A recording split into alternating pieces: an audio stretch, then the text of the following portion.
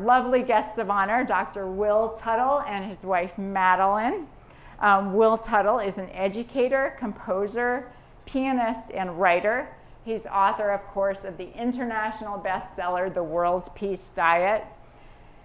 He is a peace activist and vegan for 43 years, recipient of the Courage of Conscience Award and the Empty Cages Award. He's got a PhD from UC Berkeley, focusing on educating intuition and altruism. Did not know that. He's a former Zen monk, co-founder of the Worldwide Prayer Circle for Animals, currently conducting a music, art, and education ministry with his spouse, Madeline, a visionary artist from Switzerland, specializing in painting that celebrates the beauty of animals and nature. Madeline is also a flutist, Waldorf teacher, vegan cook and coach, and organic gardener. Everybody, please help me welcome Will and Madeline Tuttle.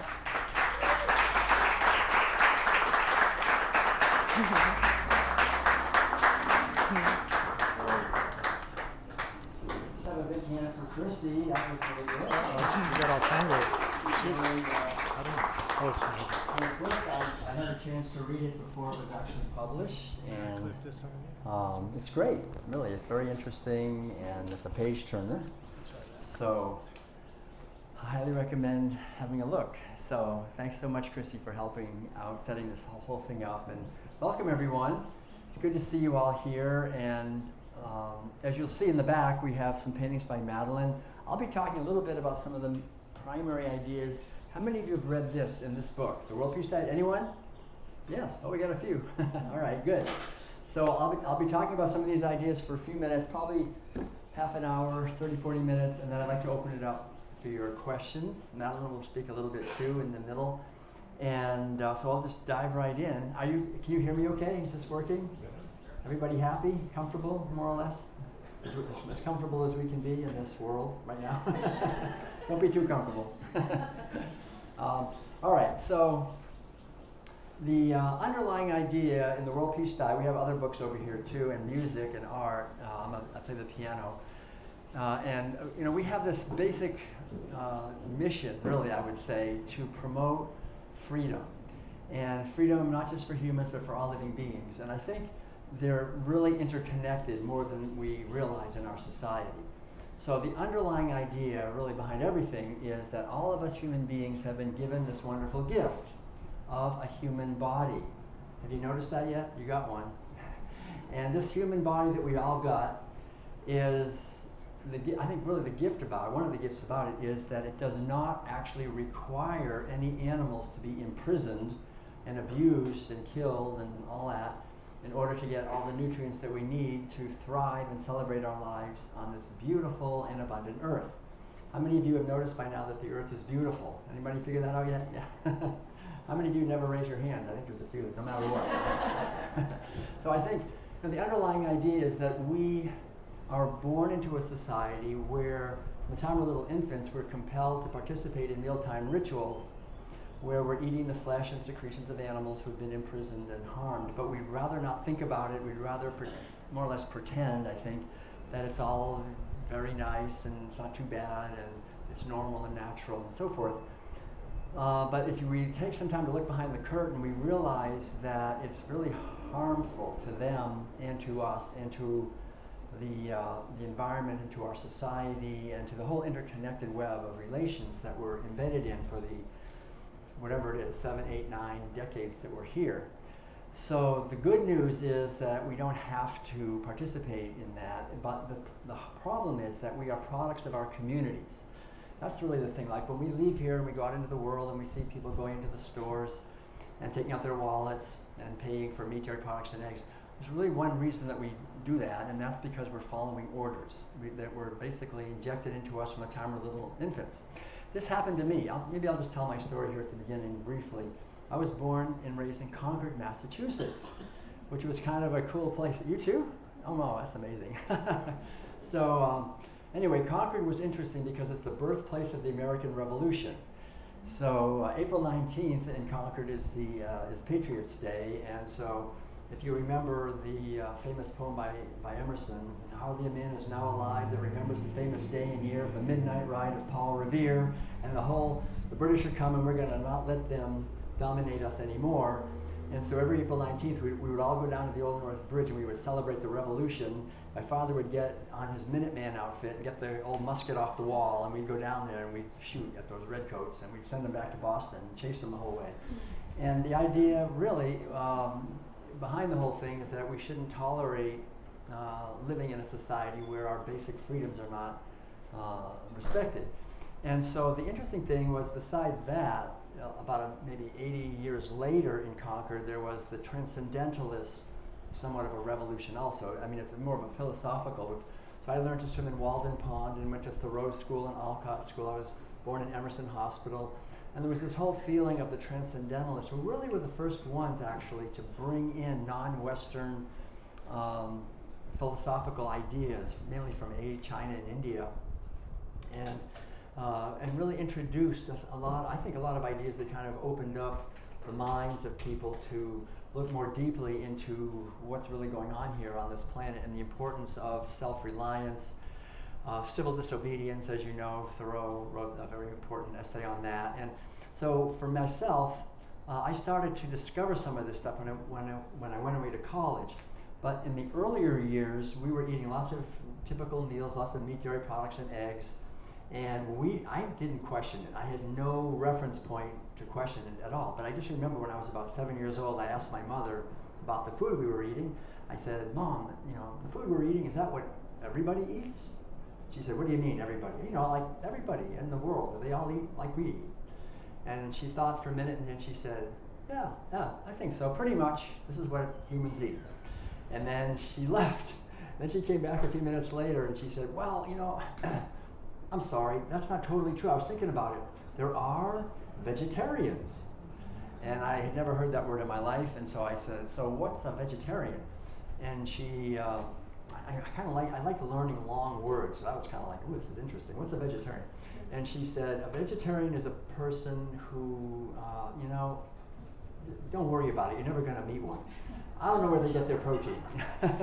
So I had this image in my mind of these very rare people, because my mother, I thought, was very old, and she had never even met one, and they didn't get enough protein. I knew that was bad, and I knew that these people, if they weren't getting enough protein, they were probably really pathetic and stupid and running and just dragging themselves through the dirt, begging everybody else for protein.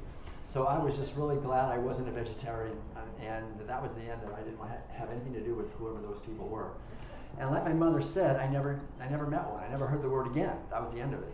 This was back in the 1950s in Massachusetts. But I remember going away when I got a little bit older to a summer camp in Vermont, which was affiliated with this beautiful little farm. And one of those little farms where nothing bad ever happens. And I remember learning how to catch my own chicken, and how to hold her down on this board with 2 nails and kind of put her neck through and have my axe and cut her head off, and then she'd run around with no head, and then we put her through the scalding tank. We would eat the chickens. And I remember I didn't enjoy doing it, but I had really no problem doing it, because really at that point in my life I'd gone through 13 years of the most intense indoctrination a human being can go through, really from infancy all the way up. I was sitting at the table eating meals with meat, dairy products, and eggs, and so I was not only eating the food, I was eating the narrative.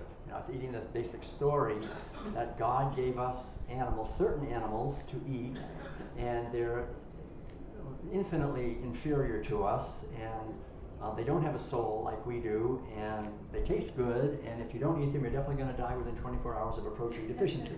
Right? So that's the basic thing. We just have to do this. This is the way it's all set up.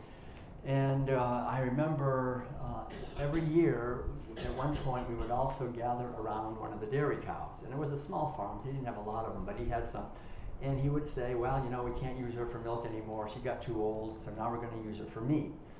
And too old, I asked him, "Well, how old is too old?" 5 years old is too old on a dairy. Any dairy, organic or not. Even though cows would live 25 years, naturally, like they always did for millions of years, they're worn out by the age of 5 because of the severe abuse that they're forced to endure which is basically being pregnant and lactating simultaneously, which no female mammal is ever designed to do. So they'd be impregnated against their will, then after 9 months gestation, they give birth to a calf. The calf is immediately stolen, the milk is stolen, the calf is killed, and they're impregnated again immediately, so they're pregnant and lactating, and then that happens maybe 4 to 5 times, and one of the cows will be a slave on the dairy, the other ones they will kill. So that's sort of behind the curtain, and I saw that, and I actually saw, which I won't talk about it here because you're eating, but it was really much more gory and bloody and messy than killing a chicken. I mean, it's a 2,000-pound animal and lots of fluids going everywhere. But I couldn't question it, because I thought, well, gosh, we got to have dairy for our calcium, we got to have meat for our protein, and this is just what you got to do. And so I remember going away to college in the early 1970s, and it was in Maine, and I heard that there were on campus some vegetarians somewhere, but I never met one. And then during that time, during the Vietnam War era, and I started questioning everything, and I started reading all kinds of radical things and this and that, and I started also feeling the sense of a loss of spirituality or lack of spirituality. And I started reading books on meditation, yoga, different things, the Bible also. And I remember really deciding that I didn't want to just have my life go by without finding out more deeply, inquiring more deeply, I guess, into myself, into what is this that I think I am. And so I talked to my parents about this, and they thought, well, how's that going to help you get ahead in the world? But I remember talking to my younger brother, Ed, and he said, yeah, we should really do it. We should attain cosmic consciousness, a higher level of consciousness, not just be stuck in this self-conscious kind of ignorance that most people seem to be in, where they just care about themselves and compete and struggle and fight and all of that. So we decided we would do what people in India very often do. They would just wander, just go with no money, and just go and meditate. So I got a blessing from my parents to leave home. I remember we walked down the driveway of our house in Concord right after I had graduated from Colby College, and we headed west to California. We thought the best way to guarantee that you will attain cosmic consciousness is to go to California. Back in 1975, that's where it was happening. So we headed west, and we walked and walked and walked. After a few weeks, we'd gotten as far as Buffalo. And in Buffalo, it was freezing, and I remember thinking, well, it's better just to head south. So we actually started walking south, and we walked all the way down through upstate New York, across upstate New York into Pennsylvania, across Pennsylvania, eventually into West Virginia. When we got there, the first town we hit, they said, boys, you're in the Bible Belt now. And I didn't know what that meant, being an Episcopalian from New England, but I found out very quickly what that meant. And so we lived, walking. We had no money, so we were sleeping on the floor of churches a lot, going to revivals. We stayed in rescue missions and jails and people's houses and forests and fields and who knows what. And somehow, with no money, we were just meditating. We were just going for what mattered. The outer world is kind of a dream. We wanted to find out. We felt, and we wanted to get to the root of the truth. And we worked our way down into eastern Kentucky, through Appalachia, and then down into Tennessee. And we ended up eventually walking all the way to the farm in Tennessee, which is just south of here, in Summertown. And this was 1975. So we arrived at the farm. We walked all the way to the farm, which at that point was the largest hippie commune in the world, and they were pretty much all from California, so we felt like we'd met them in the middle. And there were 900 people living there, and they were all vegetarians. They said, we're vegetarians. And they looked pretty good. They weren't just dragging themselves through the dirt, begging us for protein. They were looking good. And actually, today, we would have used the word vegan for them, because they didn't need any meat or dairy or eggs or honey. And they had about 200 children that were vegan from birth, and they were all thriving. So I got really interested. I said, well, so why are you guys doing this? Why are you being vegetarian? And they told me there's two main reasons we're doing it. One reason is that most of the food that we grow on planet Earth, we don't feed to people. We feed to these imprisoned animals. They're eating like 80% of the food that we grow, and they convert it into a lot of sewage and saturated fat, cholesterol, acidifying animal protein, and so forth. and people are starving. And so what we're trying to do is reduce starvation so we can feed the food, so we're eating lower on the food chain so there'll be enough for everyone to eat. Because everyone knows that wars are caused by injustice and food shortages, and a lot of those kinds of things are important aspects of conflict. So I said, well, that's interesting, that's great, I think we should all do that. And I said, what's the other reason? And he said, well, the other reason is, do you know what the animals endure that people are eating, what they go through before they're killed? And I said, yeah, I mean, don't tell me, I don't want to hear about it. And he said, well, I'm going to tell you a little bit. So he laid out a little bit, just the highlights, I guess you'd say, of some of the mutilations, the severe, hyper confinement of these animals, and just the horrible abuse that they go through before they're killed, that they're just born into slavery just to be killed. And just really, it was kind of like on The Wizard of Oz when Toto pulls the curtain back, there's this sudden aha, I really let myself open to this ocean of suffering that we cause.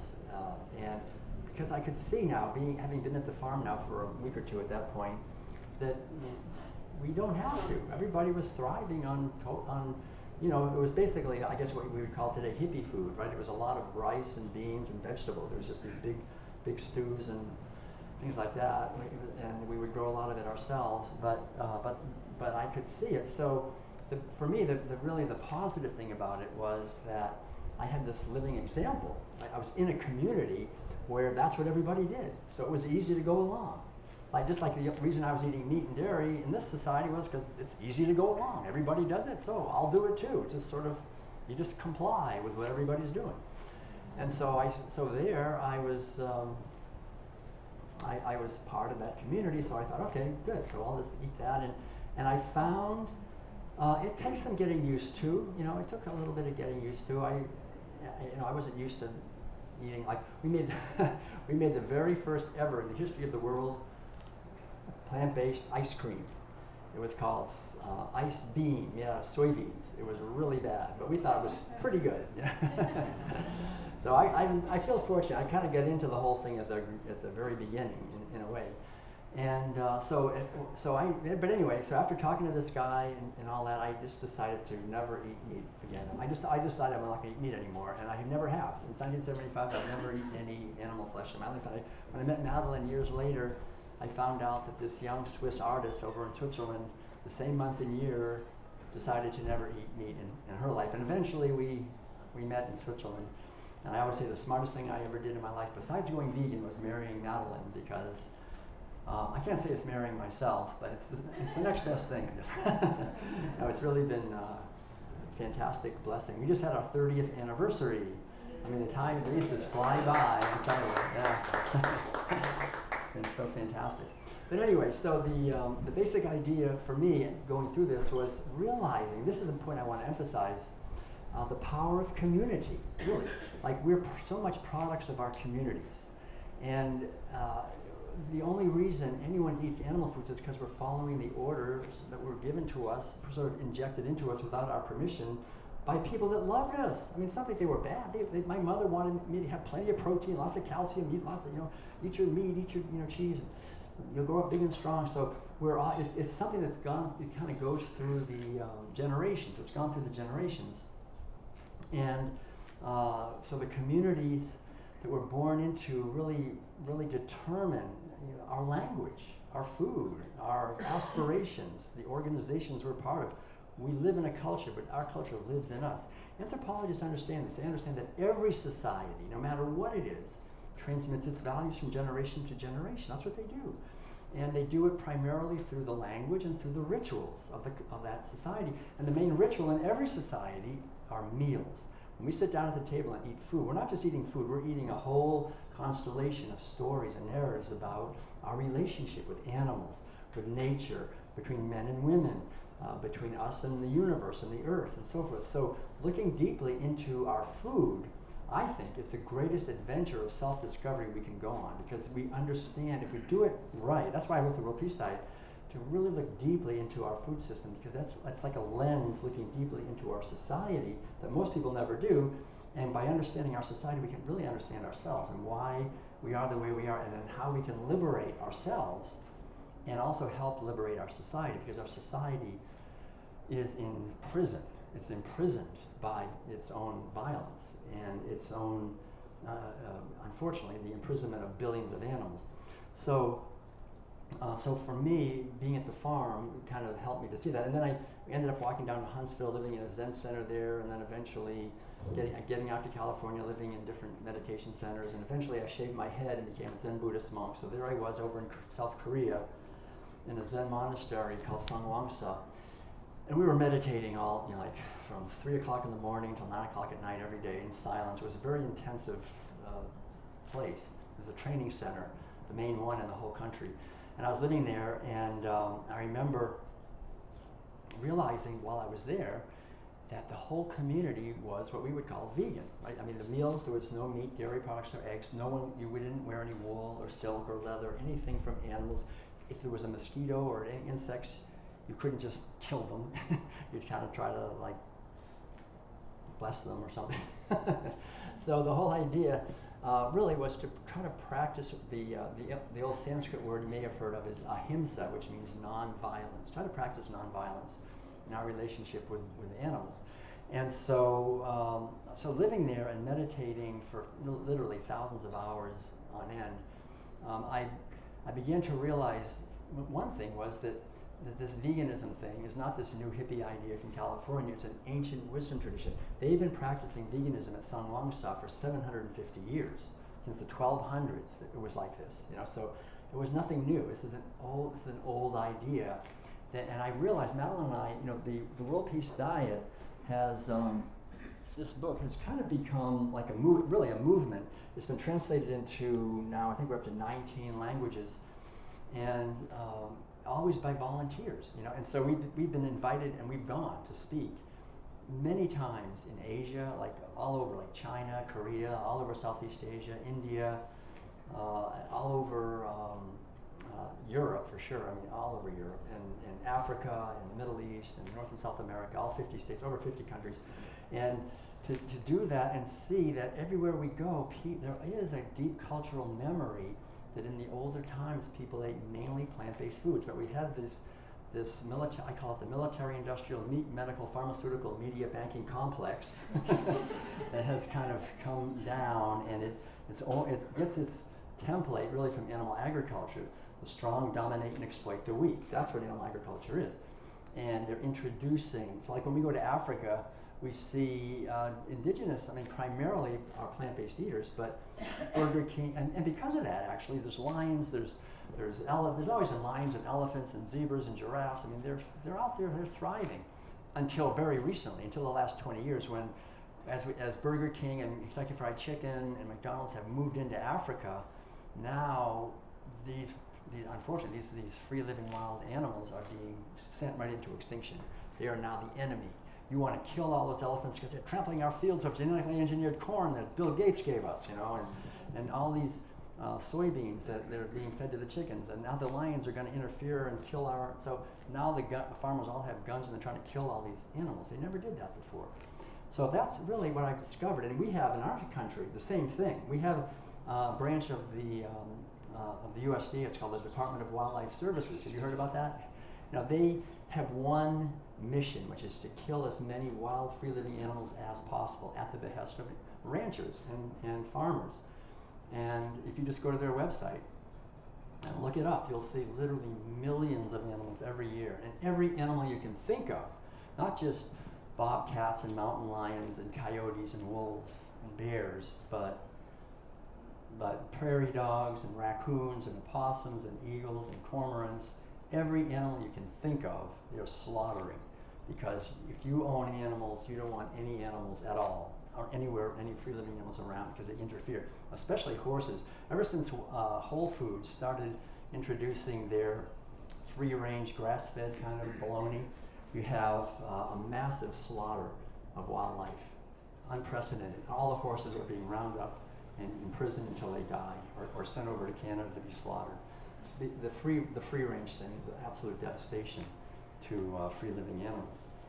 So it's really important, I found, to understand the way this system kind of operates. It's based on a model of being separate from and superior to nature. That's the basic thing. We are superior They are inferior. We dominate, we exploit. And where did it start? That's the interesting thing. So in the World Peace Diet, besides understanding the power of community, I think it's important to understand sort of how this all started. And I'll just say it kind of briefly. It's, if you go back 10,000 years, nobody herded animals. There was no such thing as herding of animals. It took me 25 years to realize that right now, today, we are living in a herding society. Right? You don't. I mean, nobody. If you said that, people say, no, that's not true. I'm not, pushing sheep and goats and cows around. But we do. It is it's millions of animals are being herded in an industrialized, computerized system, and it's invisibilized. Also, we don't see it until we go to the store, and it's all Saran wrapped, and or to the restaurant, and we just order it. But there's literally every day millions of animals are killed. Every day millions of animals are impregnated against their will on rape racks. Every day millions of animals have their babies stolen and killed. And the thing to understand is that we are causing it ourselves through these ballots. Dollars are not dollars. They're dollars, but they're ballots. And the interesting thing about these ballots is that these are always counted no matter what. I've given up on the other ballots, but these ballots get counted. And whatever we vote, when I take out my wallet, if I pay for animal-based foods, I'm paying someone somewhere to hang an animal upside down by one leg or two legs and cut their throat, and that's what I'm paying for, whether it's cheese or egg or meat, whatever it is. So I'm causing violence. That's where the real abuse happens, is when we pay for it. But the thing is, we don't just stop there. And again, it's not our fault. This is just the society we're born into. We don't stop there with causing violence.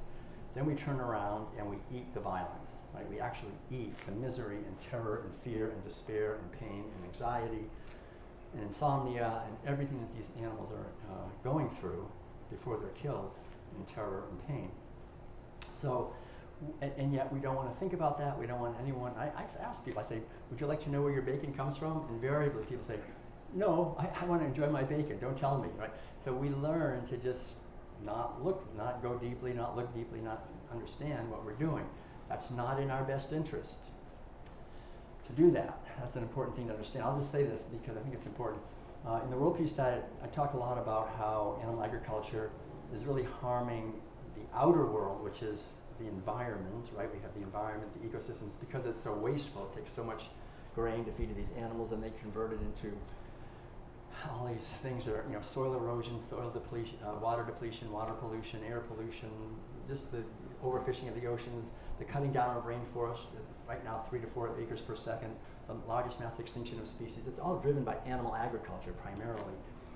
The destruction of our culture, because we're imprisoning animals, we have starvation and hunger, we have a whole army of workers who have to do what we wouldn't want to have to do, who have to stab animals and commit sexual violence on them. And these workers have the highest rates of injury, and they have among the highest rates of suicide, drug addiction, alcoholism, spousal abuse, child abuse.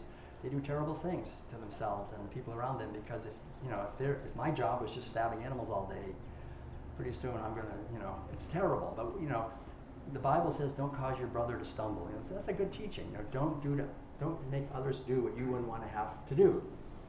Because when we do that, see, we're all interconnected. You have to understand we are all interconnected. When we harm another, we're harming ourselves. There's no way around it. If I imprison another, I'm imprisoning myself. If I force another person to do something I wouldn't want to do, then I'm contributing to violence. And so this understanding, and then also the foods themselves, this is another whole conversation, but I've been a vegan for 43 years, right? Okay, so I'm not the only one. There's millions of people like me, and Madeline's also the same way. So being a long-term vegan, or eating I don't think of myself as a vegan. I think more of like an animal liberationist or something. Then it's really good for your health. It really is. I mean, here I am. I am now in my 70th year.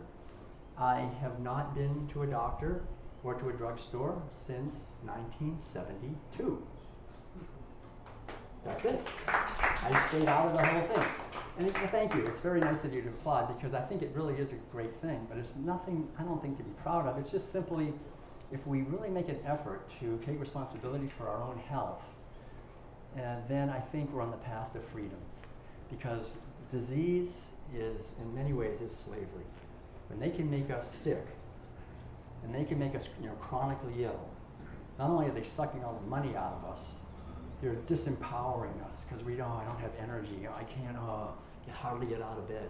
The worst thing, the worst nightmare for the pharmaceutical medical tyranny complex is people like us who never go to the doctor, have lots of energy, can run circles around everything, and are motivated to make a positive difference, right?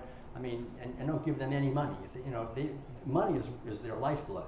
I haven't given them a penny, in 50 years, because I don't want to support violence, the kind of violence that the pharmaceutical medical complex represents, and also the animal agribusiness complex, and the whole defense complex, all that stuff. It's all interconnected. It's really one thing. The bankers are in the background doing the whole thing. But so it's important to understand how this system came about. But the basic idea is to see that our physical body thrives on plant-based foods, because any nutrient that is somehow found its way into cheese or eggs or fish or meat of any kind originally came from plants. All nutrients are made by plants. So why eat the middle animal? You can eat the plants directly. All the amino acids that make up all the proteins are made through photosynthesis. So all the lipids that make up all the fats and fatty acids are made by plants. All the minerals come from plants. All the vitamins are made by plants. And two main nutrients that we really need, which are fiber and also carbohydrates, complex carbohydrates, which is the main fuel that our bodies are designed to run on. There's zero fiber or carbohydrates in meat, dairy products, and eggs. I mean, why would we eat that stuff? The main people are very sick. The hospitals are filled up because people are eating high protein, low fiber diets. That'll make you really sick. That's what they want, right? They want sick people who don't know anything about nutrition. And if you go to your doctor and talk to your doctor, you'll know even less about nutrition because they don't know anything. That's by design, right? They're taught about pharmaceutical interventions and surgical procedures, but when it comes to nutrition, you might as well go to your car mechanic, or somebody else. Don't go to a doctor. That's not their thing, So in fact, I think they're actually trained to tell you the opposite of what you should know in most cases. So we really have to take things into our own hands. We have to take our education into our own hands. We have to take responsibility for our health, take responsibility for the quality of our life, for the quality of our relationships, for the quality of our consciousness. Freedom is taking responsibility. That's what it is. If we don't take responsibility, we have no freedom. If we take responsibility, we have freedom. No matter what they do, I'm taking responsibility for my response to it, right? We're only here for a few decades. We don't know what's going to happen, but we can always respond with our spiritual wisdom, realizing what we are is not just a thing. See, the biggest problem with animal agriculture is that it promotes and really injects into all of us the greatest lie, which is the lie of materialism. That this is all there is. It's matter. Everything is matter. 10,000 years we've been reducing beautiful free-living animals to objects that are bought and sold by the pound, just like they're sacks of cement. Millions of times every day we do that. If you include marine animals, it's billions of times every day we do that on this earth. We sell beings by the pound. Do you have any idea how barbaric and primitive, and I would say satanic that is? In a way, how do we tolerate living in a culture that's every day selling billions of animals by the pound, like they're just objects, not looking into their eyes, not seeing there's a being there, there's consciousness, there's a capacity to suffer? No, you can do anything to these animals, literally anything, and it is done to them. They're killed and abused in the most horrific ways possible, and then we eat it. We give it to our children. You want to shut people down emotionally and spiritually and intellectually? There you have it. You want to have slaves? You want to have people easy to control? There you have it. You enslave people. You want to enslave people, you have them enslave animals. Then you've got your perfect slaves. No doubt about it. Inescapable. I used to teach college courses in comparative religion, and the world religions all agree. They're ancient wisdom traditions. They have a lot of wisdom. If you get to the core is really whatever I most want for myself, give that to others. Now we know that's true. If we want to be free, then we're not going to be free if we are going to insist on imprisoning other living beings. We're going to be imprisoned. If we want to be loved, we're not going to be loved if we're going to abuse other living beings. Another way of saying it is what goes around comes around. Whatever you sow, you reap. I call it in the World Peace Diet the boomerang effect. We put it out there, it always comes back. We are all wounded by being raised in a society where we're taught that somehow we're human beings, we're magically so superior to the whole earth and nature that whatever we do to nature and animals is inconsequential because we're so superior that we can do anything to them. Really? I mean, how many of you have had a companion animal like a dog or a cat at some point? Some of you probably, yeah. So you know that when you look into her or his eyes, there's someone in there and that they have interests. And if you think about it, we know that their interests are as important to them as my interests are to me. And you wouldn't like it if someone came by and said, well, your dog looks pretty tasty, maybe $3.50 a pound, can I have her?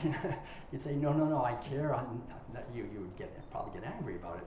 But that's what we do millions of times a day. We do that to beings who have interests, but we don't care about them.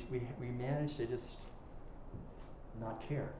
And this is really the problem, because when you have a society of people who are trained not to care about life and feelings and each other, then you have divided everyone and you've got everybody, unfortunately, in a situation that I've been warning about for years. I've been saying this actually for over 30 years, that if we're as we travel around all over the place talking about the World Peace Diet, I've been saying if we're going to insist on tracking millions of animals every day and force medicating millions of animals every day and abusing and oppressing and exploiting millions of animals every day and enslaving and imprisoning them against their will and stealing their babies, breaking up their families against their will, what makes us think that's not going to happen to us?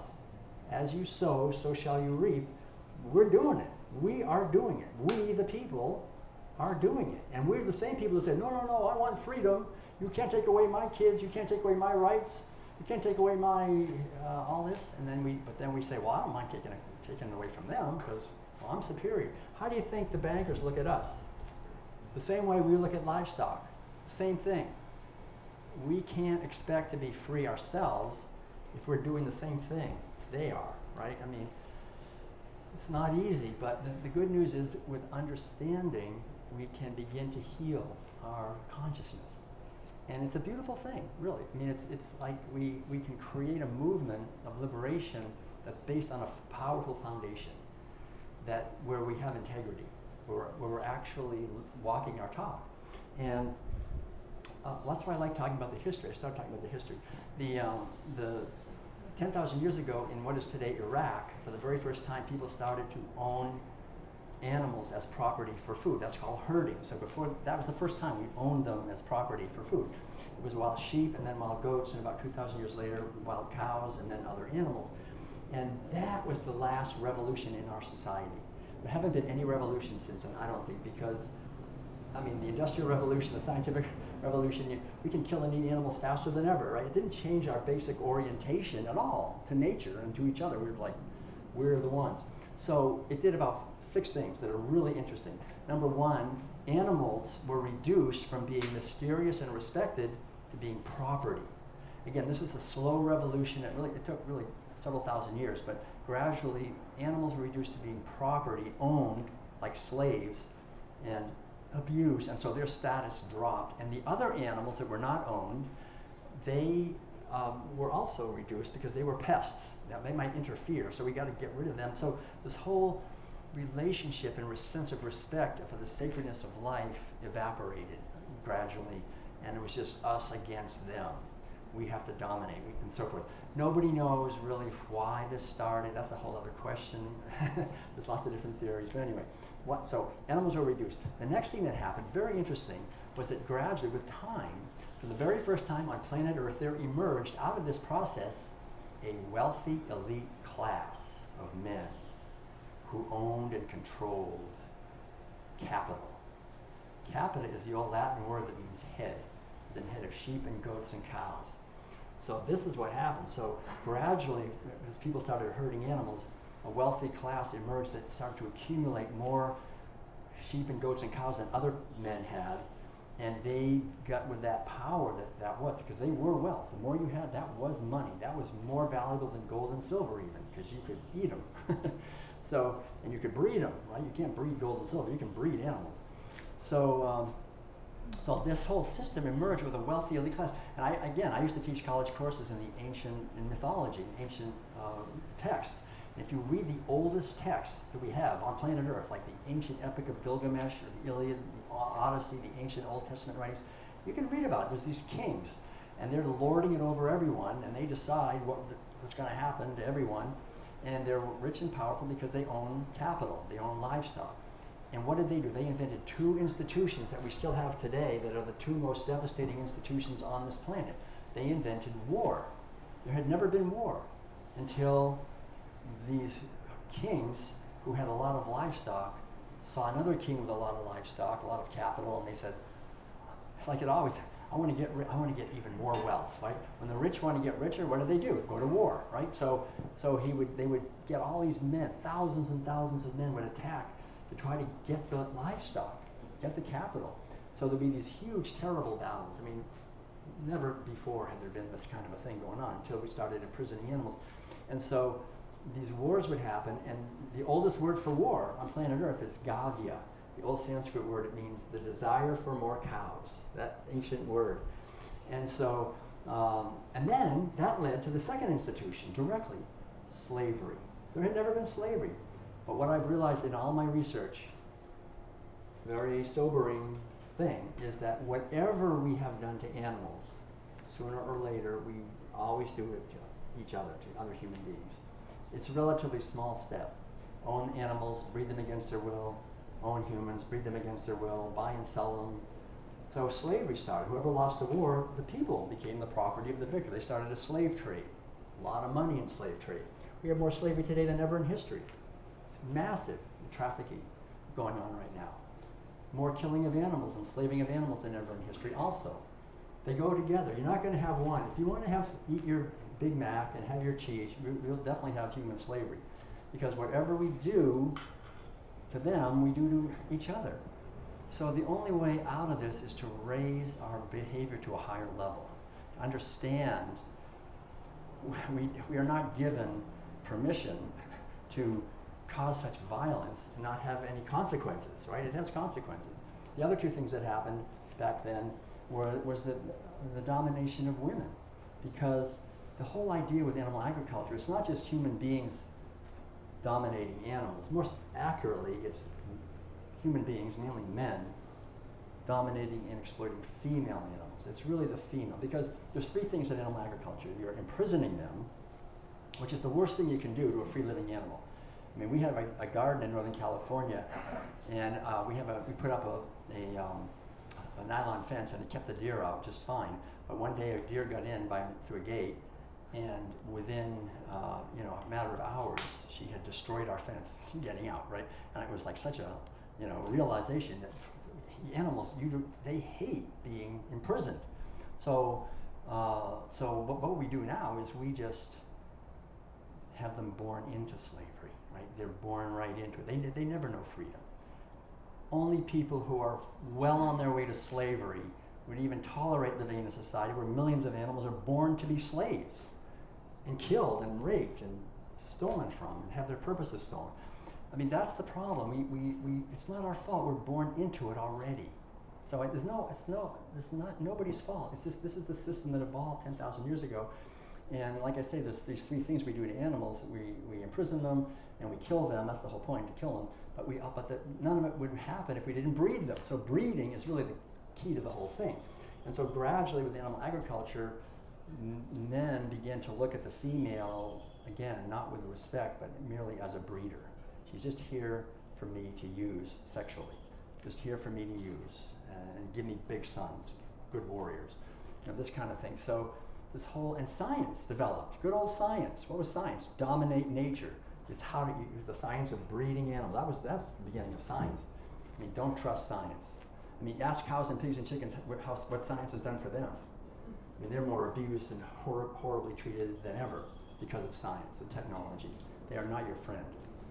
So we have to realize animal agriculture has created a template for the domination and exploitation of the sacred feminine dimension, and also of boys and men, the natural kindness and compassion and empathy that we would have has to be repressed.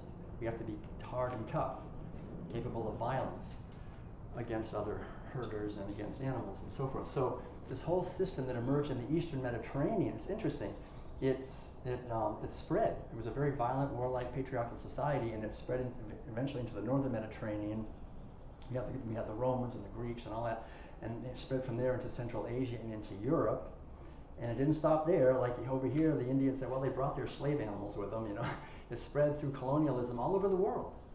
I call it, the military-industrial, meat, medical, pharmaceutical, media, banking complex. It started, it spread, it's still spreading right now. Right this minute, it's spreading everywhere through ConAgra and Cargill and Monsanto, Kentucky Fried Chicken, Burger King, the IMF, the World Bank, this whole thing. So it gets its power, it has tremendous power to suck most of the wealth out of the hands of 99% of the people into the hands of a tiny elite. That's why it works. That's why it's installed. It's installed to keep the wealthy elite in power. So we have to understand that and not give it our money. Don't pay into the violence towards animals, which is really toward ourselves and towards nature. What do they do to cows? Think of it. I mean, cows are not fed just grass typically, which is what they would normally eat. They don't give much milk and they don't fatten up, so we feed them grain. We feed them soybeans, especially because soybeans are very rich. So we feed them soybeans. That makes them sick, pretty much. I mean, it makes them fat and big and profitable, but it makes them sick, and they get E. coli, which actually makes us sick, which is also good for business. But they don't stop there. They feed them fish meal, right? They're feeding cows meat. This is a standard procedure. Huge amounts of meat are fed to fish, are fed to cows. Now we know for sure that cows are not designed to eat meat, right? I mean, that's pretty obvious. Have you seen any cow trying to catch a fish anywhere? Right? This is really perverse activity. But think of it, it exactly mirrors what's happening to us. Cows are naturally plant-based eaters who are being compelled against their will to eat the flesh of animals in order to exploit them. And we are naturally plant-based eaters who are being compelled against our will to eat the flesh of animals that concentrates huge amounts of toxins in order to exploit us. So anyone eating animal foods is definitely being exploited. It's not your fault, it's just we're born into it. Like I say, we're products of our communities. My mother, my grandmother, my great-grandmother, whatever, father, it's come down since 10,000 years ago, it's coming down. And it's difficult to stop it because we're tribal. We want to get along. We want to be like everybody else. That's the whole thing. We want to be like other people. And if we could just cultivate we have these three powers. We have rationality and logic. We have empathy and kindness. And we have spiritual wisdom and intuition. And I think if we human beings cultivated any of these three, any one of those three, we would long ago have liberated animals and stopped eating them. But all three of those are just repressed by our tribalism, by this yearning to just do what we're told and be like everybody else and comply with the official authorities that will do what they tell us to do, and that's what they tell us to do, so we're going to do it no matter what. And so we're eating the flesh and secretions of these animals who are imprisoned, and we don't realize that as long as we fail to liberate them, we're really failing to liberate ourselves. And when we do liberate them, that's the beautiful thing. As we do liberate animals, because it's a big step to do that, then we are liberating ourselves. We're liberating ourselves out of this, not only the physical disease, which makes us really much more easily enslaved, but even more important, out of the psychological bondage that we're in. And maybe I'll close with this idea and then open it up for your questions, because I don't want to go too long here. The problem I have is there's so much I'd like to share. And the World Peace Diet, we have it as an audiobook, and it's 13 and a half hours long. And believe me, I would love to just talk for 13 and a half hours long and tell you the whole thing. But as a vegan, I don't like to cause unnecessary suffering to sentient beings, so I won't do it. I'm just hitting the main points here.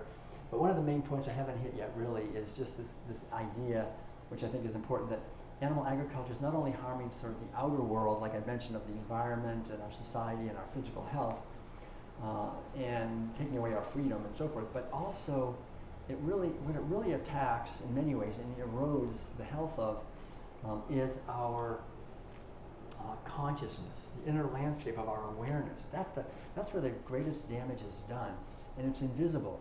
That's the thing. That's really an important point. There's various ways that we can be harmed when you think about it. There's many ways we can be harmed. Most of the ways when we get harmed, we know it. We know it. Like someone comes up and steals my wallet. It's like, dang, guy stole my wallet. Someone comes up and hits us or insults us or something. We're like, oh man, I got hit. I got hurt. But there's one way you can harm someone, and they have no idea. You know what that is? Deception. Deception. Deception is rampant. We live in an empire of lies. And we are being deceived on such a massive scale about literally everything. And most of us have no idea how we're being harmed. And we even love the people who are deceiving us. We respect, oh gosh, they're saving us, they're helping us. Oh, thank goodness for them. We have to understand, and the thing is, we are the only ones who can save ourselves from being deceived. No, I mean, we are, when I was at the farm in Tennessee, there was a saying, an old hippie saying, guard your gourd, guard your mind, right? The wealthy elite, the cabal, it's a battle for our minds more than anything. If they can get us to believe narratives that are in their best interest, that keep them in power, keep us enslaved, allow us to give away our children and our rights and give away everything, and so forth, then we've lost everything, and we're being really harmed, and we go along, we acquiesce with the whole thing. So it's really important for us to cultivate discriminating awareness, wisdom, to not just see what's actually happening in the world. And that's, I think, the thing. So, like what I was going to say is that when animal agriculture is such a grand deception, it's like a Trojan horse. It poses as being this wonderful thing. It's where you get your protein. It's how you get your calcium. It's how the West was won. It's what made America great. It's what real men do. All this stuff we're told. And yet, what is it really? And so, what does it do to our consciousness? Because, for example, if I'm sitting at the table and I'm eating animal-based foods, there's one thing there's a subtext to the meal, and one of the main subtexts is don't make the connection, right, between what's on the plate and what it actually took to get it onto our plate. We don't want to think about that. It wouldn't be very apropos while we're eating bacon on Sunday morning for someone to say, "Oh, this bacon's pretty good. I wonder what her life was like." Shut up. We don't want to go there, right? This is something, it's a taboo. It's really a taboo. So it's really good to look at taboos, And I think what we understand is that eating animal foods requires us to disconnect from really what we're doing. We learn to just get to be comfortable with just staying shallow, and get very uncomfortable with looking deeply, really kind of questioning, especially our food. We don't want to go there too much, typically. And so when I got my PhD at Berkeley in education, and one of the things I studied was intelligence. And the definition of intelligence, actually, is the ability to make connections, the capacity to make relevant connections and then respond to feedback. So if we have the main ritual in our entire society that everybody's doing like 2 or 3 times every day is teaching us to not make connections. It's eroding our ability to make connections. It's really eroding our intelligence, not just our cognitive intelligence and understanding, which is bad enough, but I think on a deeper level, our emotional intelligence. We learn to not care about these animals and not care about hungry people, and just sort of numb ourselves emotionally, which again makes us much more easily pliable. And also our spiritual intelligence, the intelligence that really sees that what we are and what animals are manifestations of infinite and eternal consciousness that was never born and will never die. When we understand, get a glimpse of that, of our true nature, what we are is not just this physical body. But as long as they can teach us and convince us and lie to us and deceive us into thinking we're just this body, they've got us. We're afraid. Oh gosh, I'm afraid I might die. I might get sick. I might lose. and then we have a purpose. The thing is, we steal the purposes of these animals. That's the thing. They live for millions of years, celebrating their lives, and we steal their purposes. And we, like the chickens, when we go to Vietnam or Southeast Asia, you can go to the jungles, and the chickens are there like they've been for millions of years, flying around in the jungles, just like they always do. But we took a lot of them out of there, and we put them into cages, and we stole their purposes. And the same for all these animals. So what happens when we steal the purposes of another? We lose our own purpose. And that's a big problem. When Madeline and I go to university, sometimes I ask the students, so what is your purpose? And very often I get this blank look. Like, what do you ask? We know what our purpose is. Our purpose is to make money. So we can buy more stuff. So we can be rich. So we can really pollute a lot. I mean, the one who destroys the earth the most, they're our hero. Bill Gates, he has 5 jets or whatever it is. He can really mess things up, and we want to be like him. And we have this whole very perverse kind of inverted idea of our purpose being to dominate and exploit and consume, and that's because it's based on animal agriculture, which is a perversion of consuming the flesh and secretions of tortured animals. We lose our way so much. So this is the thing to understand, is that there's about maybe 10 things I talk about in the World Peace Diet, but one of them is a loss of our intelligence, the ability to make connections. Another one is basically the idea that might makes right. In every meal, it's teaching us at a very deep level that it's totally fine for those who are inherently superior to dominate and exploit those who are inherently inferior. Now, but here we are, we're working, trying to have more justice, more freedom, more equality, and yet we're eating the exact opposite of that. We're eating tyranny and domination and oppression, and we're building the cells of our body, right? I mean, think of it. This body is our temple. You would think that we would be really sensitive and aware about what we're building it with. If I was building a beautiful temple, I wouldn't want to build it with bricks of misery and violence and toxicity. I'd want to build it with bricks of beauty and harmony and creativity. But we're taught in our society just the opposite. So to understand that, and then the other, there's quite a few of these different aspects of the harm to our consciousness. But the one other one I'll just mention is what I refer to in the World Peace Diet as Sophia. Sophia, if you remember, was the goddess of wisdom in ancient Greek tradition. And Sophia, I think, represents the sacred feminine dimension within us, all of us. And I think all of us have this wisdom that yearns to love and nurture and protect life. But again, if we're born into a society where millions of animals are being heartlessly abused and killed every second, then that everyone in that society, Sophia, is suppressed. We have to sit there and eat the flesh of these tortured animals. We have to be around it all the time. We have to see it advertised everywhere on TV and the radio. It has to be completely normalized. And so Sophia is just shut down. When you have Sophia shut down in a population, in a way, it's game over. And corporations can do whatever they want. They can pollute and destroy ecosystems. They can target our kids with products that make them sick and are based on pornography and violence. They can spin all kinds of lies and deceptions, and we won't get it, we won't see it. So the whole idea is to resurrect Sophia, resurrect the sacred feminine dimension of consciousness in us, in all of us, whether we're men or women, it doesn't matter. It's the same basic wisdom. I think women have it maybe a little more because they give birth to babies and nurture and love and protect those little beings. But we all have that capacity.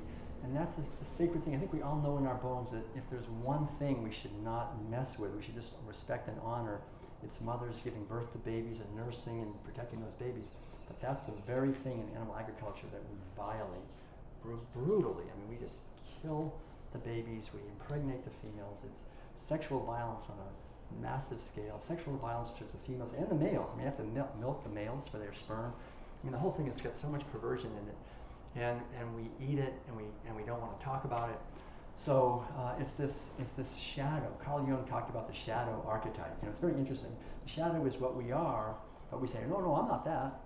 We're good, kind, loving people. We just like to have a good cheeseburger and some French fries and a steak and so forth. But then what the shadow does is it represses our awareness, but then it also forces us to project what we are, but we don't want to see outward into the outer world and see it over there. So we're irresistibly drawn to music, movies of violence, but we also have weapons. We need to have huge nuclear bombs because there's bad people over there. So the whole idea really, I think, is for us to make this journey to understand what's happened and then come back home to our own hearts and realize that each one of us can be a force for liberation in the world, liberating not only animals and ecosystem and indigenous people and workers and wildlife, but really ourselves. And there's a lot to this whole story, but as we make an effort to understand, and then not only understand, but to bring our lives into alignment with our understanding, so live it, and then share it with other people.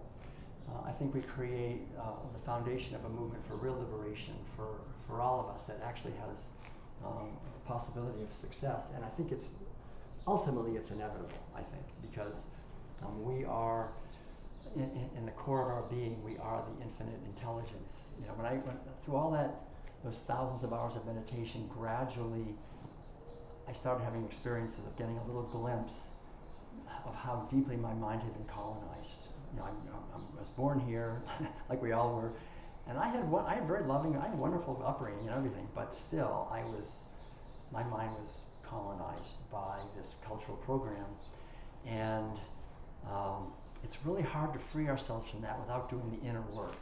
To do so, we have, I think, taking time to just become quiet and connect with the being that we are beyond just the doing all the time. You know, it's almost like there's this infinite, beautiful blue sky, and we never even know it's there because all we have is the clouds. Like being born into a country where it's just cloudy all the time, and we get identified with the clouds. But if we can quiet our mind enough and listen carefully and open our hearts and our minds, we can get a glimpse that, wow, there's this radiant, infinite sky, beautiful blue sky, and it's far greater than these clouds could ever be. In fact, the clouds come and go, and the clouds can never damage the sky. And really, that's the true thing. Nothing that happens in this world can damage what we are. We are the sky, and anything in this world is really the clouds, and they come and go. So we have to remember that and don't comply with tyranny and ever about anything.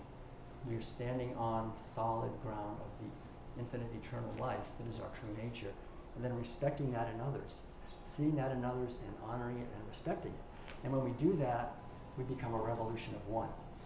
But we can bond with others and we can build this together. But it really takes, I think, all of us understanding this and doing our best to live it without being, better, and without, I think, in many ways trying to change other people. Because the whole idea, the real problem actually, in many ways, is that we're all so wounded by this culture that even if we kind of wake up and connect the dots and say, okay, I'm going to go vegan, I'm not going to eat animal foods anymore, then we fall into this delusion that we're somehow superior to those who are still eating animal foods. Like, well, I'm a vegan, so I'm not the problem, but you're not a vegan, you're a problem, I'm going to try to change you, So, I mean, if anybody came up to me and tried to change me, the healthy response is, okay, try it, you want to fight back. Because it's really a form of violence to try to change other people. We're each autonomous, sovereign beings. I mean, the whole idea is to respect the sovereignty of individual beings, whether they're human beings or cow beings. And so we go through stages. Right? There's this beginning stage where we're just learning about all this stuff and trying to figure it out. And then if we decide to go vegan and we're making progress, we're just liberating animals as best we can and living our life. Very often we hit the second stage, which I refer to as the angry vegan stage, because we think, well, I'm doing everything right, but nobody listens to me and they still eat bacon anyway, and what's going to happen? So I think it's important to realize that that's just the second stage. It's not the final stage. We need to get off of that and get to the third stage, which I refer to as deep veganism, which is just simply understanding our society at a deeper level, the history of this, and also the love that we really have, I think, for not only for ourselves and our loved ones, but for everyone and for all forms of life, and to live our lives as best we can as a statement of liberation, to allow others to be free, because every time we speak or act or buy something, we're connecting with the whole web of relations. And we're sending ripples out into that web, either of fear and pain or of kindness and love. And the more we can send out kindness and love, the more it just helps everyone. And actually, the more it comes back to us too. So we find our own life begins to improve. So it's really, in many ways, about rising above the vibratory level of fear and domination that the authorities are trying to keep us in. And the main way they do that is through having us eat terror and pain and despair and pay for it and cause it. When you get people to do that, you're guaranteed to keep people at a low vibratory level.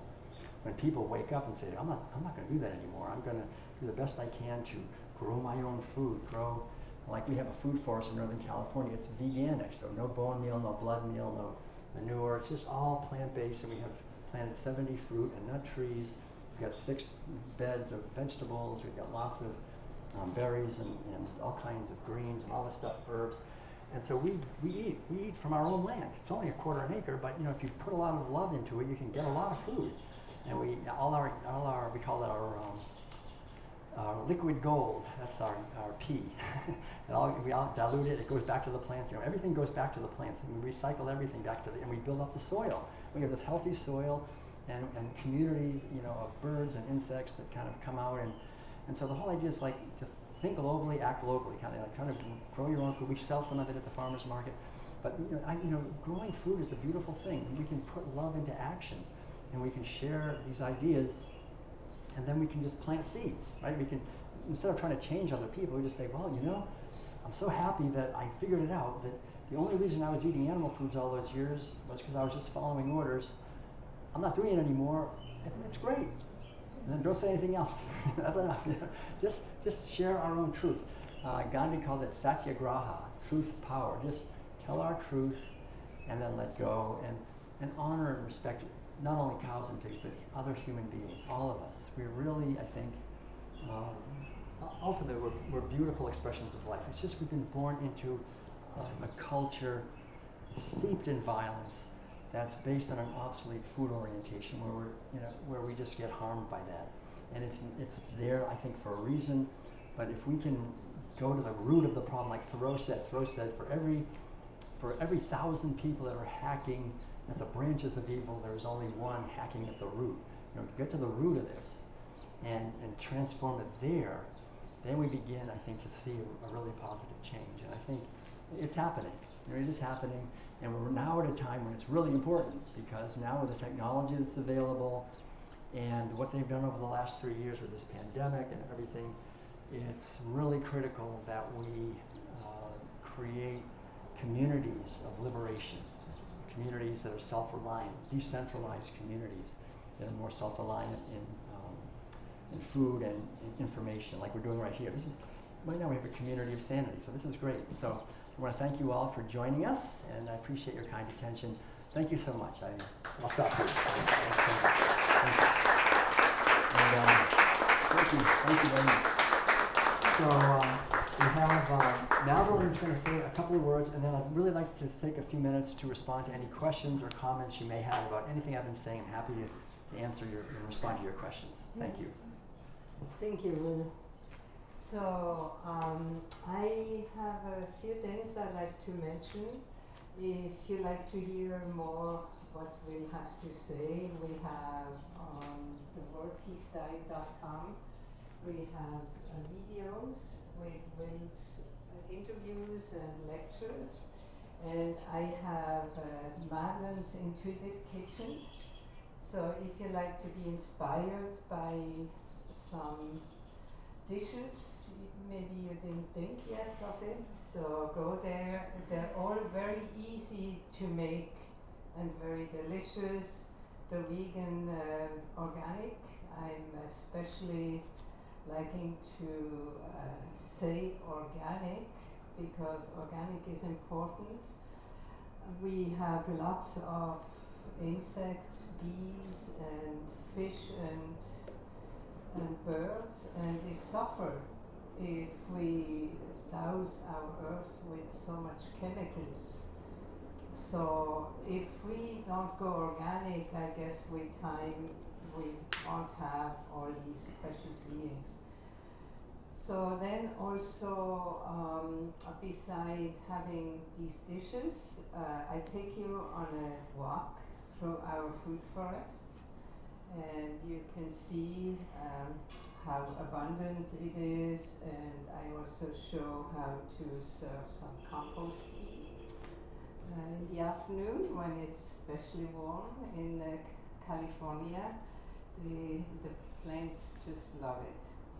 Also, I have some more paintings. They're Giclée prints, numbered signed, limited edition, a whole portfolio if you like to have a look in there. That's great. And also like to mention that we're touring on donations, not on fixed incomes.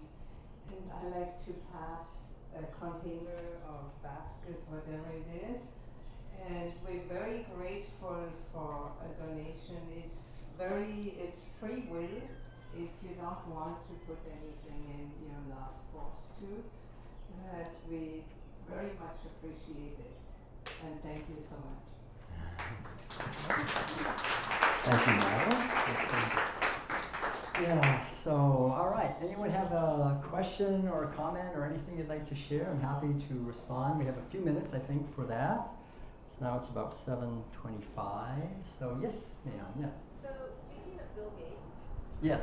I'm curious to know what your thoughts are on his meat, fake meat that he's creating, and all the things that we've seen of people's cows just killing over and dying. So, what is your thought on? Because we know they're not trying to help us. We know that, but. Yeah. Okay. So if you couldn't hear the question, it's like, what do we think about? She mentioned Bill Gates, but also the sort of fake meat, I guess, movement to create this lab-grown meat and other kinds of fake meats. I'm pretty concerned about the efforts that are being made by the globalists to infiltrate the vegan movement or the movement for animal liberation. They've done it with every movement. They've basically destroyed the environmental movement. They've taken the whole environmental movement and made it into kind of a faux, in my opinion, a faux environmental movement based on climate change. And they've taken, I think most of the workers' movement's been destroyed, the peace movement's been pretty much harmed. And they do it by not only doing their agenda, but also controlling the opposition. And so the main opposition is people like us, who want freedom for for animals and for humans and social and justice, right? So I think one of the things is like for me as a longtime vegan, the vegan movement or the plant-based movement was always about healthy plant-based foods, organic, whole, as much as possible local plant-based foods. That's decentralized, empowering, healthy food for individuals. So what they're doing is they're saying, well, we've got these vegan foods. They never say vegan though. They say plant-based foods, which these are the foods of the future. And it's this really unhealthy, full of chemicals, genetically engineered. I say, we laugh about it. It's plant-based not because it's from plants, but because it's made in a factory, in a plant. That's why it's plant-based. It's factory. It's like these Frankenfoods.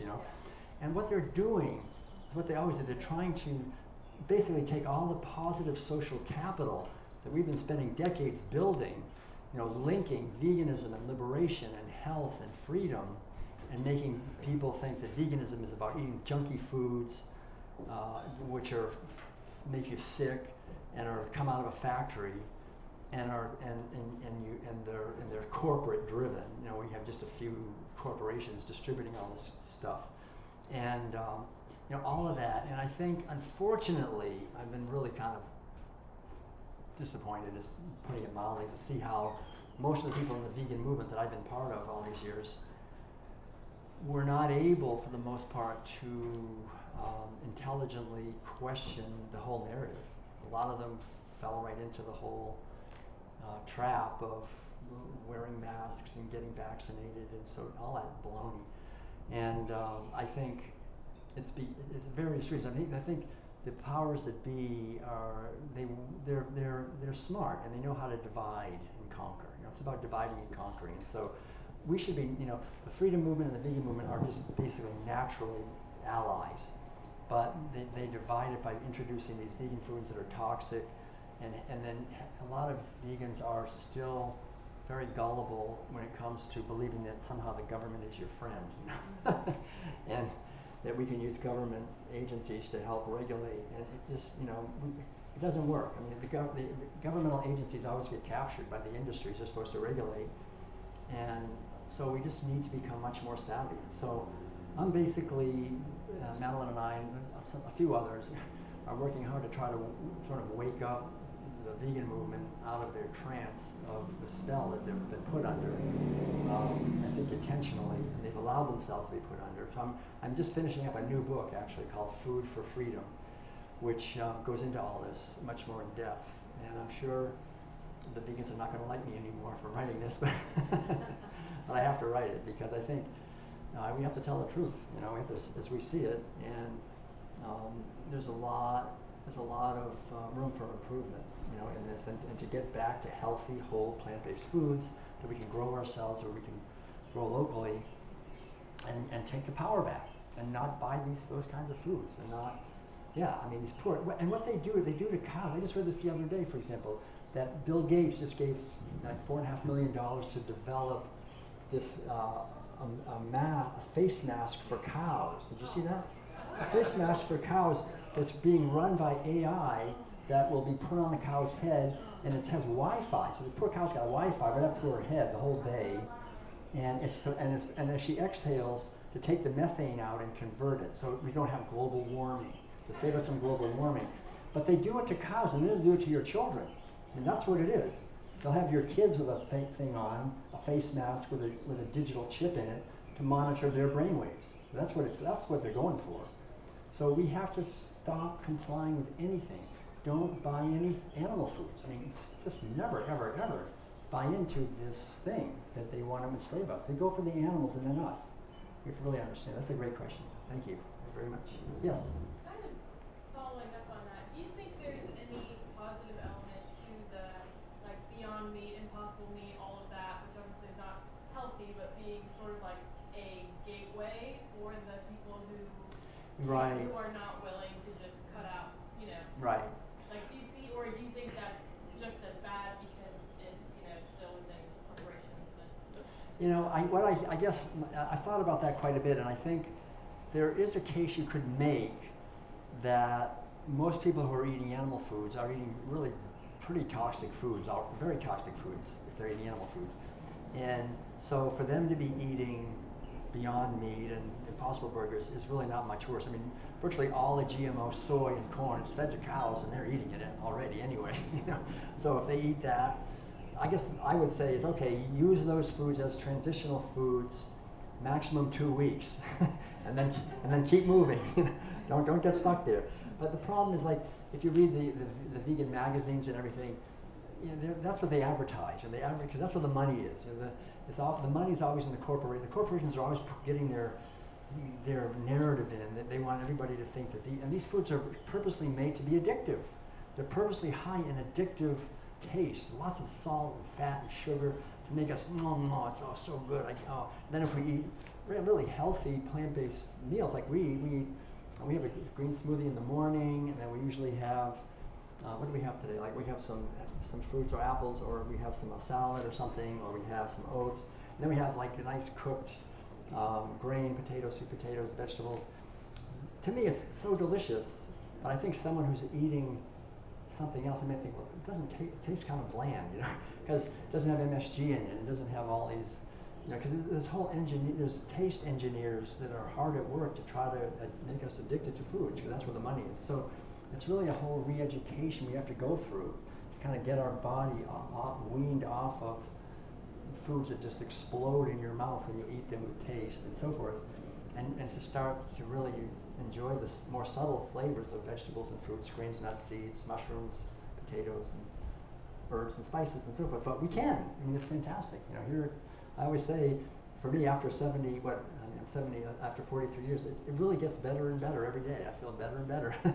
So it's a great path to get started on, and it's a path that leads to a very positive outcome, you know, as we go forward. So hopefully that helps. Thank you. Anybody else have something? Yes, Chrissy. This is kind of a dark question, but as you mentioned, a lot of animals are born into slavery, bred into slavery, and an animal who's born into a zoo or born into an aquarium, they're never equipped to go back to being free, to go back to being in the wild. So when I look at the parallels with us humans, a lot of people are being born to the system of manipulation and delusion and repression. I wonder if we're equipped to be free anymore. What do you think? Okay, could you hear a question? If we're like animals, so if they're born into slavery, it's like they can't really ever function in the free world. And are we the same? Have we been sort of permanently damaged by this? I don't think so. The human spirit is indomitable. It's beautiful and creative, and we have an inherent wisdom that's always shining in every cell of our being, in our heart. And I think. Animals, it's interesting because animals that are,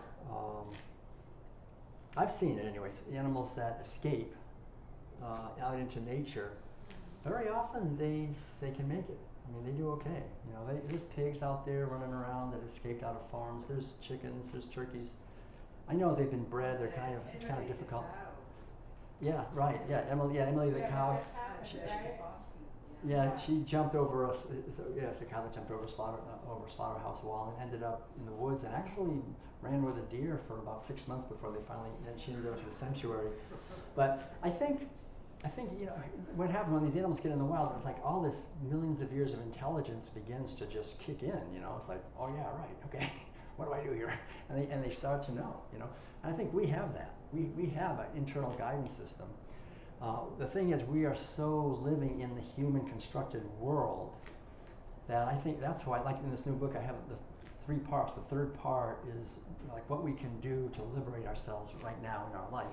And one of the things I think is we need to just really start living as much as we can more connected with nature and with our creativity and community and growing food and exercise and health and cold water. I mean, there's so many things we can do to reconnect and vitalize ourselves. And so we're only here for a few decades. I mean, that's the thing to understand. And we can, whatever we can do to improve ourselves and then to pass this on to others and to, especially to our children, right? That's one of the things that in a way bothers me a lot is to see, I feel like in many ways my childhood was so much better, actually, it seems like, than kids today, in the sense that I didn't have a computer or cell phone to deal with. I was outside running around. We never locked the door. I could go anywhere I want. I was really free as a kid.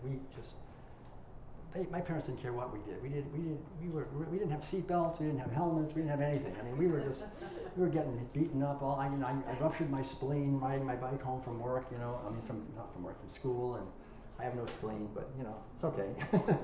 You know, there was always this. My father was always just like, just be free. You know, just don't do what anybody tells you to do. He was like a freedom addict. You know, in fact, he owned this chain of newspapers called The Beacon, and then at one point he sold the whole thing when he saw that I wasn't going to take it over. My brother and I left, so he started a newspaper called The Truth, and started a company called the American Freedom Company. And so, I mean, he was like really the epitome of just, you know, he was a musician. He taught me to play the piano. We have a bunch of piano CDs here. And his main song, he wrote this way back in the 1970s, "Get the government off our backs." That was the name of his song. He would pound that on the piano and sing it out loud. "Get the government off our backs." If we don't, we're going to have a tyranny. I was thinking, Dad, you're going over the edge. I mean, not really. And now I realize he was right. I mean, actually, he could see it coming, actually, back then. It was interesting, you know, he was going to be a doctor, and he wasn't a doctor. And I said, Dad, why aren't you a doctor? And he said, I was a medic in World War II in France, and I saw a lot of terrible stuff as a doctor, as a medic. But he said, one of my main jobs was they'd tell us, okay, you got to give everybody a shot. And they'd have hundreds of soldiers, and I had to give everyone, one after the other, a shot in the arm. And he said, I don't think it was good for him. Then he said, I think you should stay away from doctors if you can. And that's what I've done. I've stayed away from doctors. And but what he did instead of that was he bought a newspaper, one little newspaper, and by the time I was in high school, he had a chain of like 13 newspapers in the Boston area. And I learned from that, don't trust the media. So I feel like I really learned a lot from my father. Don't trust the medical, don't trust the media, because I learned growing up, you can never run a news article that the advertisers will object to. That is really important. I know that. I thought everybody knew that. I realized most people don't understand that. That if anything we see in the media at all, whether it's radio, TV, print, whatever, it's only there because the advertisers like it. It's not going to harm them. And who are the biggest advertisers, right? The fast food industry, the pharmaceutical industry, the chemical industry, the petroleum industry, the big bankers in the background. So I've never trusted the media. I have not. I also, when people say, well, how is it possible that you haven't been to a doctor in 50 years? I say, it's easy. I haven't had a TV for 50 years either. So I think, we have to really, like the farm said, guard our gourds. Be careful of what we let in. That's a very important part. But I think if we do that, really do our best to take responsibility for our life, then we will live this life as best we, as a being part of the solution, whatever that is. It's important to have a big picture.